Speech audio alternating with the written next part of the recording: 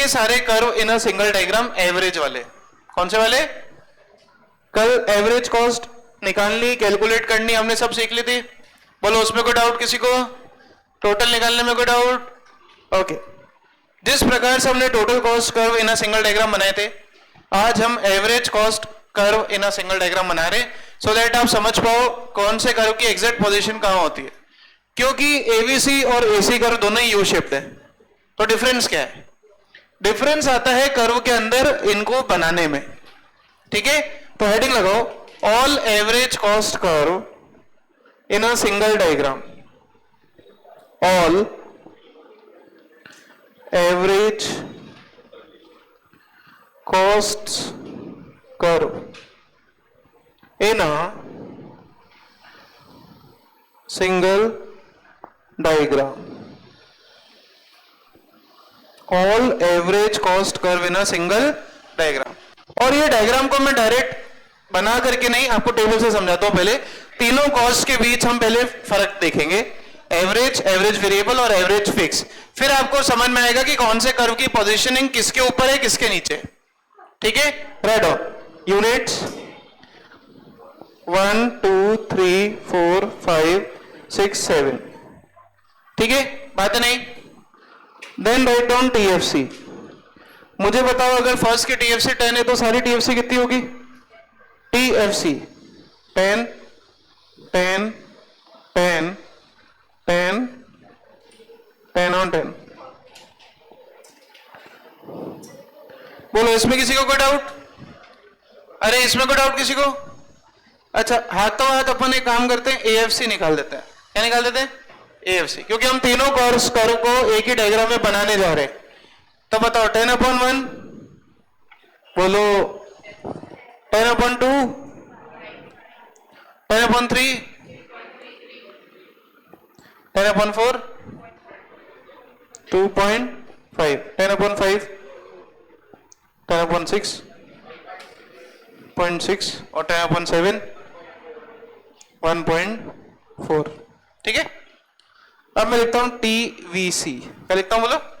TVC, total variable cost. First increases at a increasing rate, first increase at a diminishing rate, okay, and then it increases at a increasing rate.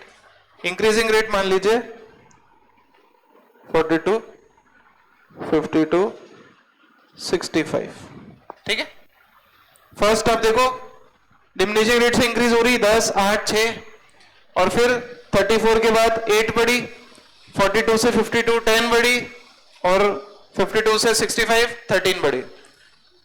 Now calculate AVC. Okay, average variable cost निकालते हैं। बोलो 10/10, सो 10/1 10, 20/2 10, 28/3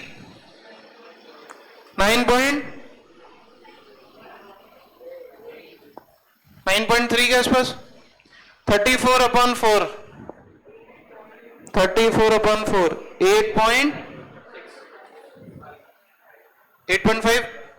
42/5 8.4, 52/6 8.48 और 4 6, 65/7 9.2। ठीक है, अभी मैं interpretation नहीं सिखा रहा, मैं सिर्फ कैलकुलेट करना सिखा रहा हूं जो अभी तक हमने सीखा। Now calculate TC. TC is equal to, अरे ये लिखना है सबको, बातें नहीं करनी। महिपाल ज्यादा दांत नहीं निकल रहे, आजा इधर आजा, यूट्यूब पे चला जाएगा, आजा। सारे सब्सक्राइबर देख लेंगे कि ब्रश किया है नहीं किया। टीएफसी प्लस टीवीसी, बोलो 10 + 10। अरे टीसी निकालना है सिंपल, दोनों को जोड़ो, 10 + 20,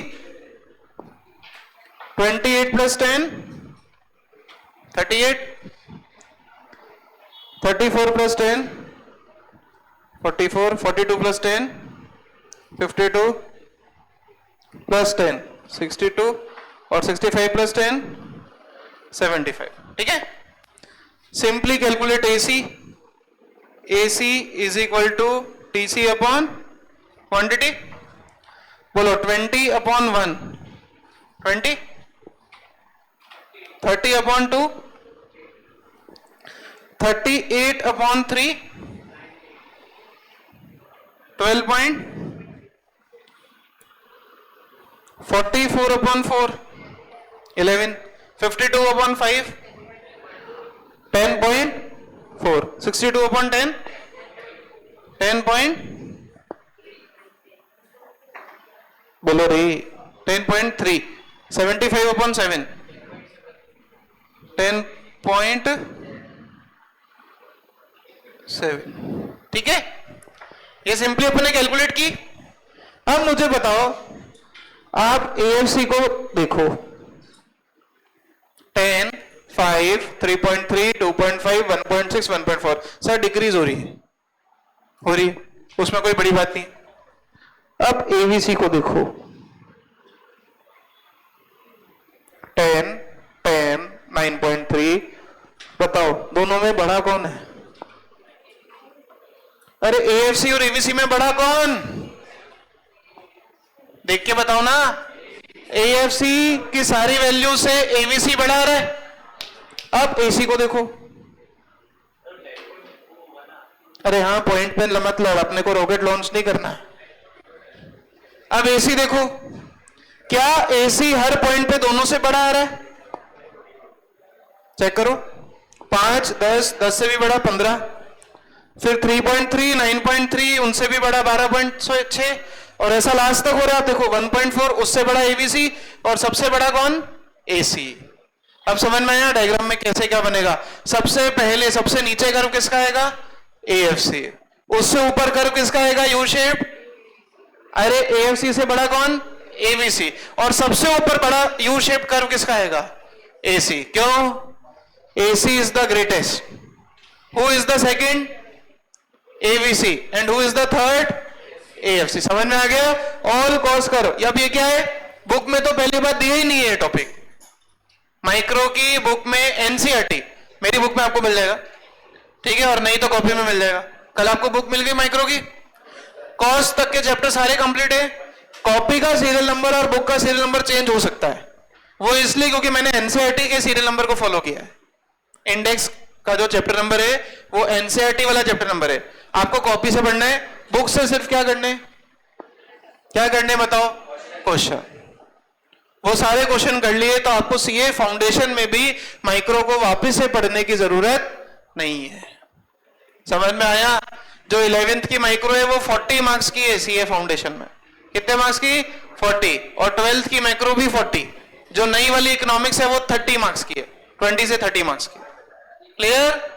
चलो अब मुझे बताओ, जब हम तीनों कर्व को एक ही डायग्राम में बनाएंगे, बोलो डेटा कॉपी कर लिया सबने? अरे डेटा कॉपी कर लिया, बताओ AFC ABC और AC में सबसे छोटा कौन? AFC। तो सबसे पहले मैं किसका कर्व बना दूं?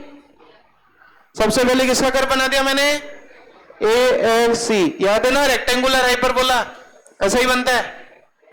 Quantity AFC ABC and AC। बच्चों का सबसे बड़ा डाउट, Y एक्सिस पे एक से ज्यादा डायग्राम नहीं ले सकते, सब ले सकते हैं, एक क्या 10 लो। इन डिफरेंस कर्व भी हमने एक से ज्यादा बनाए थे, याद करो। अच्छा अब बताओ, AFC से बड़ा कौन? AFC से बड़ा कौन? ABC। तो अगला कर्व किसका आएगा? U shape. U shape curve किसका आएगा? AVC या AC? ABC। और सबसे बड़ा कौन? तो उसका कर्व इसके ऊपर आएगा AC। बोलो समझ में आया? एग्जाम में फूल पत्ती नहीं बनानी है डायग्राम के नाम पे, रंगोली बना देते कुछ तो 4 कलर अलग लगा देंगे, हरा कलर नीला पीला पता नहीं क्या क्या लगा देंगे, और फिर मुझे देना पड़ता है अरे लाल पेन से 0। अरे इसके पीछे लॉजिक क्लियर हुआ? ऊपर डेटा लिखा है, लॉजिक समझ लो। देखो सबसे छोटा कौन है? सबसे छोटा कौन है? जो सबसे छोटा होता है सबसे नीचे आ गया। उससे बड़ा कौन? U shape. और सबसे बड़ा कौन? AC। इसको कहते हैं all cost curve in a single diagram. आया ना? बोलो क्लियर हुआ? आपका डाउट क्लियर हुआ आपको? टीसी वाले सारे एक साथ, एसी वाले भी आ गए। और कोई डाउट? चलो, हर डायग्राम के बाद क्या लिखते हैं फिर? परंपरा एक्सप्लेनेशन की। शुरू करो एक्सप्लेनेशन। पहले डायग्राम बना लो आराम से, बिना बातें किए। बातें नहीं, डायग्राम बनाओ। बन गए? गलत मत बनाना। बोलो सबसे छोटा कौन है? इसलिए सबसे नीचे कौन सा कर्व है? उससे बड़ा कौन है? ऊपर टेबल में भी दिखाया मैंने आपको। पहली बात एनसीईआरटी में तो दिया ही, लेकिन मैं अगर समझा रहा हूं तो जब तक पूरा नहीं समझाऊं मजा थोड़ी आएगा। तो इसलिए पहले मैंने आपको कैलकुलेट करना सिखाया, फिर नेचर बताया, और अब diagram. Write down explanation. From the about diagram, from the above diagram, it is clear that from the above diagram, it is clear that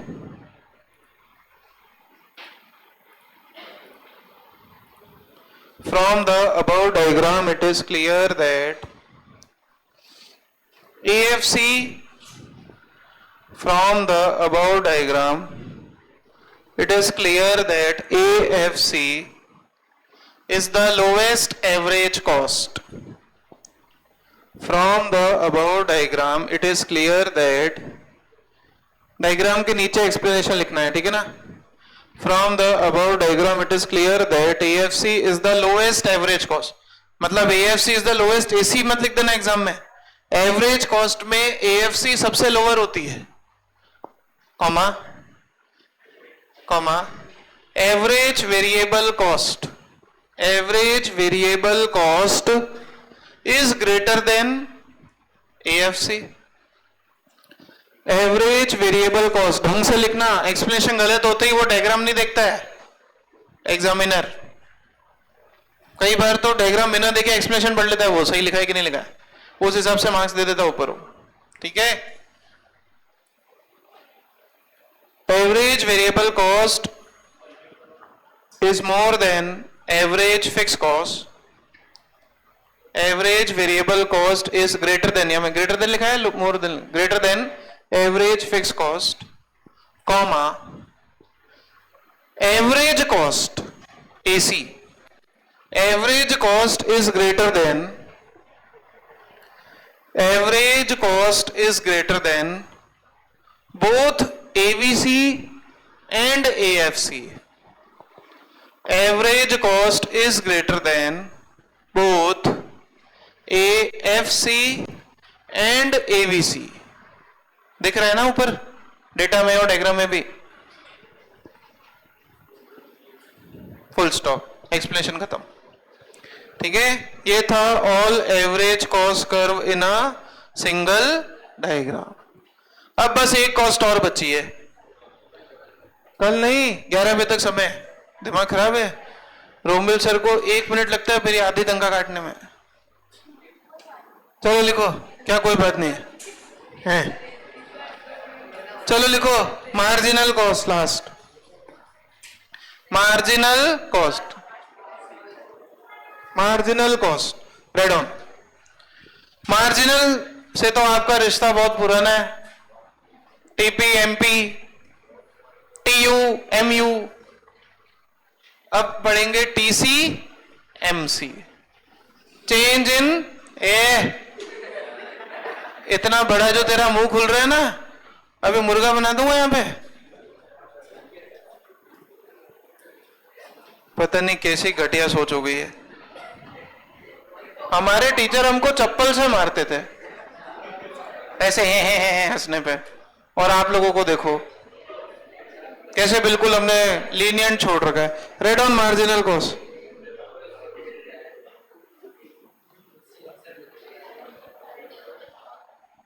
marginal cost बोलो कैसे आएगी? फर्स्ट का first TC copy and then second TC minus first, third minus second, fourth minus third. आई बात समझ? Marginal cost जैसे MU और MP निकालते थे वैसे क्या निकालेंगे? MC, marginal cost. लिखो, it is the additional cost, it is the additional cost per unit of, it is the additional cost per unit of each additional output. It is the additional cost each additional unit of output. अच्छा, एक general doubt, general question, MBA कितने लोगों को करना है? Anybody? MBA from a good college? Okay, MBA का जो first semester होता है उसमें पूरी माइक्रो इकोनॉमिक्स है आपकी, 100 मार्क्स की। कितने मार्क्स की? 100, सेम, ठीक है। उसकी एक क्लास का, मेरे पास तो इतना टाइम नहीं है लेकिन मैंने थोड़े टाइम पहले एमबीए के बैचेस पढ़ा रखे हैं, आज से 6-7 साल पहले। एक क्लास के 1000 रुपीज मिलते, एक क्लास के, एक क्लास के 1000, है ना? मैं सोच रहा हूं अभी भी कहीं मिल जाए तो ले लूं। तो एमबीए अगर आपको करना हो और अगर आप उस समय भूल जाओ तो आप वापस आ सकते हो मेरे पास, ठीक है। तो माइक्रो इकोनॉमिक्स आपकी पूरी एमबीए के अंदर 100 मार्क्स की है। कितने मार्क्स की है? और मार्केट में उसके 25-25 हजार रुपए लोग ले रहे हैं पढ़ाने के। मुझे तो सही लगा, I am a very cheap teacher, बहुत सस्ता टीचर हूं। 5000 में देखो यहाँ सब क्लासे पढ़ा रहा हूं, नहीं लगता है आपको ऐसा? इट इज द, ऐसा ही है, लगने में क्या होता? It is each additional cost for each additional output. Yes, marginal cost का formula TCN minus TCN minus 1। अरे ये वही है, फर्स्ट वाला copy, second minus first, third minus second. और अगर यूनिट्स में गैप 1 से ज्यादा हो तो डेल्टा वाला फॉर्मूला आ जाएगा। अगर gap in units is of 1, अगर 1 का गैप हो तो ये फॉर्मूला, और अगर गैप 1 से ज्यादा हो, gap of more than 1 unit, अगर 1 से ज्यादा का गैप हो तो फिर फॉर्मूला क्या हो जाता है? Change in total cost divide by change in, अरे याद है, पढ़ा रखे हैं मैंने दोनों,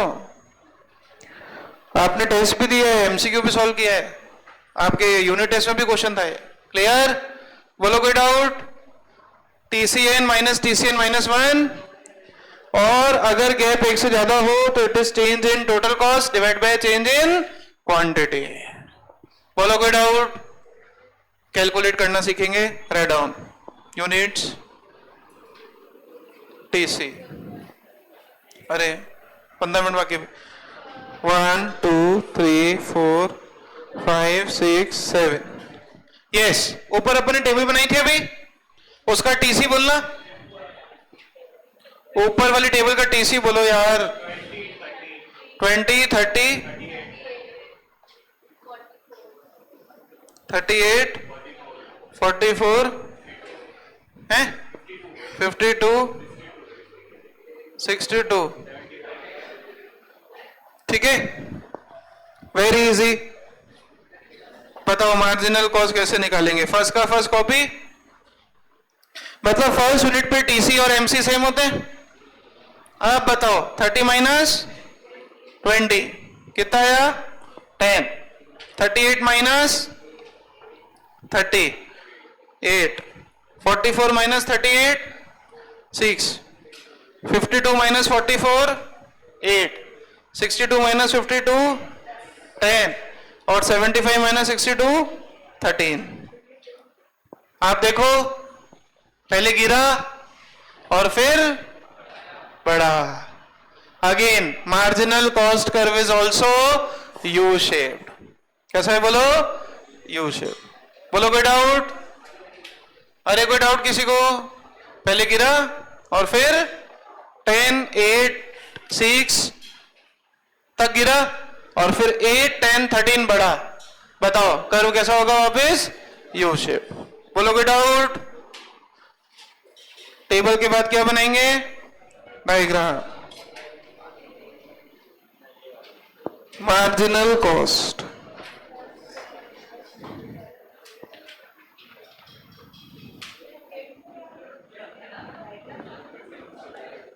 बोलो कोई डाउट? मार्जिनल कॉस्ट, बोलो यहां तक कोई डाउट किसी को? डायग्राम के बाद क्या लिखेंगे? बोलो क्या लिखेंगे?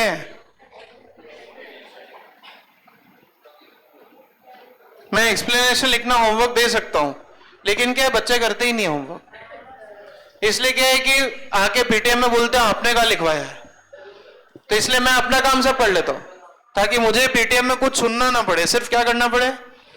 सुनना ना पड़े। Marginal cost,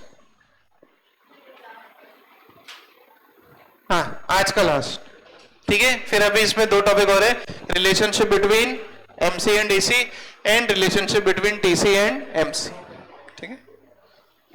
TC MC, MC AC, जैसे उधर था टीपी एमपी एपी एमपी, हाँ ऐसा ही है। अभी तो आगे आर भी आएगा, T R M R. Revenue, revenue में टी आर एम आर और ए आर आएगा। सर जो है वो तो पढ़ानी पड़ेगा। चलो explanation from the above diagram, बात नहीं, from the above diagram explanation लिखना है बिना बातें किए। From the above diagram it is clear that, from the above diagram it is clear that the marginal cost first decreases. From the above diagram it is clear that the marginal cost first decreases and then increases. The marginal cost first decreases and then increases. So it is also a U-shaped curve. So it is also a U-shaped curve. बोलो कोई doubt? Clear? यहां पर cost के basics और calculation और diagram सब खत्म। अब बस हमको एक लेक्चर और लगेगा for the topic relationship between TC and MC and MC and TC. Thank you so much. आज की क्लास में होती है